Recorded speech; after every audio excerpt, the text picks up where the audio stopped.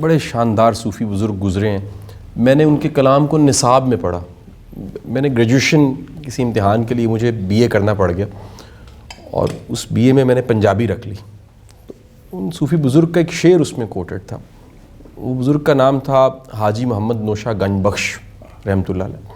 ان کا شعر تھا کہ چام چٹ منگوں انا آپ ہویوں آفتاب دا کوئی قصور نہیں.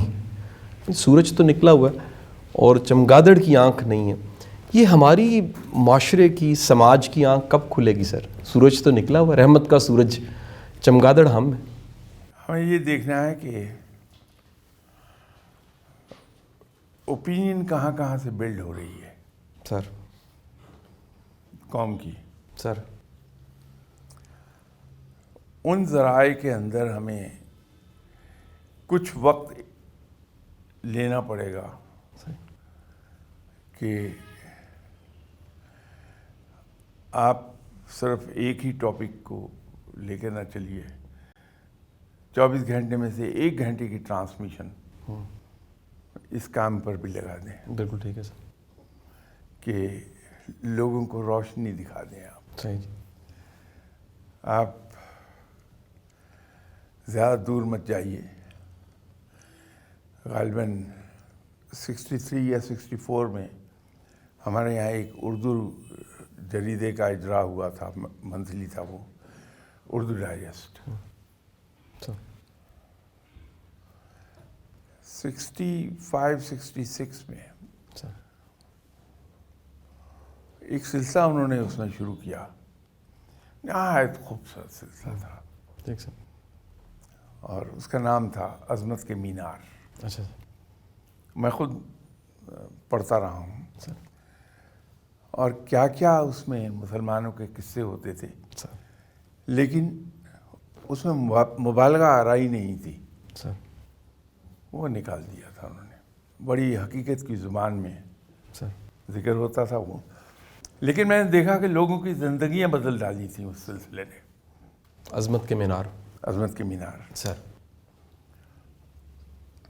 بہت پیارے ہمارے اسلاف کے قصے ہوتے تھے اور لوگ خود اس سے نتائج اخذ کرتے تھے اور اپنی زندگی پہ امپلیمنٹ کر لیتے تھے. تو یہ جو چمگادڑ کے اندھے ہونے کا مسئلہ ہے، سر چمگادڑ کو آنکھیں دینے کا ایک ہی ذریعہ ہے کہ آپ انڈائریکٹ قسم کی نصیحت میں جائیے. سر ڈائریکٹ نصیحتوں سے نکل آئیے. ویسے تو ہمارے یہاں میں بھی انہی میں شامل ہوں ویسے کہ ہر 5 منٹ کے بعد ہم اپنے بچوں کو ایک نہ ایک ایڈوائس ڈش آؤٹ کر رہے ہوتے ہیں وداؤٹ ریئلائزنگ کہ اس سے بچے دور بھاگتے ہیں. صحیح جی. یہ غلطی کر رہے ہوتے ہیں ہم. تو وہ ڈائریکٹ نصیحت ہے، اس سے دور جانا چاہیے. سر بہترین طریقہ یہ ہے کہ اگر میں بچوں کے ساتھ بیٹھا ہوں اور ان کے بڑے انٹرسٹ کی چیز چل رہی ہے، گفتگو ہو رہی، ڈسکشن، تو حالانکہ مجھے پتا ہے کہ نماز کی بریکٹ بڑی ہے میرے پاس، میں آدھے گھنٹے کے بعد بھی نماز پڑھ لوں گا، still I be on time. Sir تو میں فوراً کہتا ہوں کہ یار 1 منٹ میں ذرا 2 سجدے دے کے آیا. صحیح سر. چلا گیا.